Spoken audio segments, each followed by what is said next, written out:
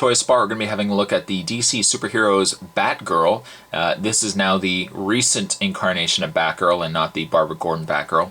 I was actually surprised to see that they would have released her, especially as early on as the DC Superheroes, because it looked like, I don't think DC Superheroes was something that was going to be a long-term idea, and by the time this figure had come out, this was near the last run of DC Superheroes. So it is surprising that they would have gone with, I wouldn't say an obscure character because she was predominant at the time this figure came out, but it's surprising that they released her. And but we'll get a closer look at the figure when I get this one opened up. On the back of the packaging, the other figure's in the wave. And one thing of interest to point out is that this is the initial card figure, so it features the brown Man-Bat. And as this particular series was released, they changed the back card to omit Man-Bat from the set. And I think they omitted Mr. Freeze too. I'm not 100% sure on that. I don't remember seeing Mr. Freeze from this wave. I know he certainly was from the earlier wave. But apparently, from what I've seen of the San Diego Comic-Con pictures, it does look like we're eventually getting a brown Man-Bat. So for those who weren't able to pick up the San Diego Comic-Con, '08 Man-Bat, the white variant, it's going to be nice now that we can get the brown one. But the other figures in the wave are the black Cowled Batman, the Batgirl, the Night Shadow that they call this Batman, Two-Face, Clayface, Mr. Freeze, Bane, the repaint Mr. Bane, the repaint Bane with the camo attire, and then the Man-Bat. So there you have the other figures in the wave. What I'm going to do is I'm going to get this package opened up, and we will get a closer look at the latest incarnation of Batgirl. So stay tuned, and I'll see you in a bit. So let's get a closer look at the figure. It appears to me that the figure is a repaint of the Barbara Gordon Batgirl that came with the Batman 2-pack. However, it does look like they've retooled the face because I don't see any indication of the detailing that was in the Barbara Gordon. Like, they've clearly covered off the eyes, so it's not just a straight repaint. That is actually nice.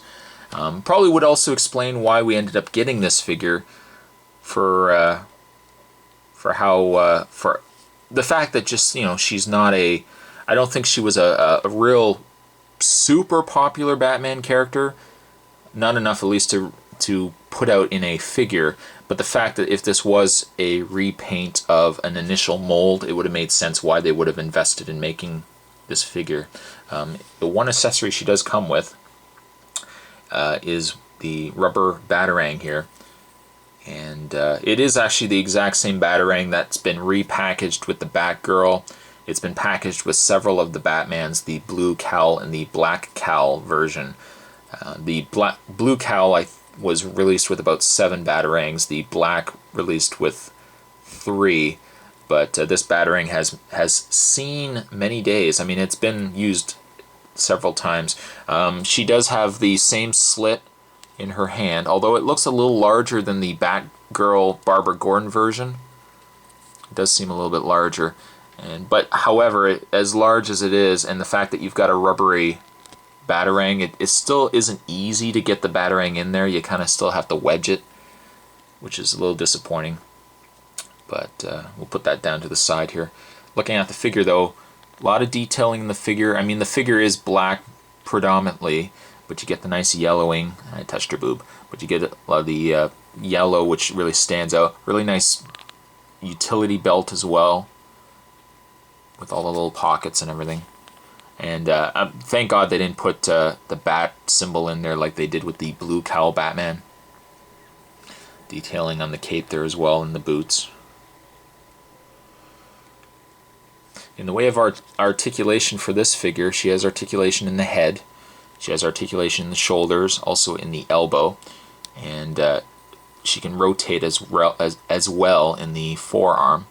She has torso articulation. She can no, it doesn't look like she can rotate at the waist, just articulation in the torso. She has articulation in the leg, in the knee, and also in the foot.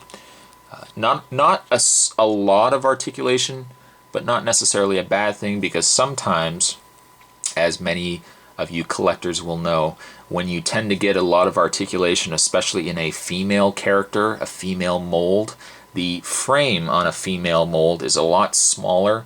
So when you start tacking on too much articulation, you make the character extremely hard to stand, and it means you get a lot of looser joints. So I am glad that they kept it to a bare minimum. But I definitely like this figure. It's not necessarily a figure I would have picked up on its own, but the fact that I picked the set up at once, and it is nice that to have actually gotten this Batgirl as well. Really, really nice detailing. There's not much else I can really say about the figure. I definitely would recommend it. Not necessarily. I wouldn't recommend it as much as I'd recommend the Batgirl, the Barbara Gordon Batgirl. I still prefer that figure over this one, but she's definitely a nice addition to your collection. That was DC Superheroes Batgirl, the recent incarnation of Batgirl, and that hit the spot. I'll see you guys next time.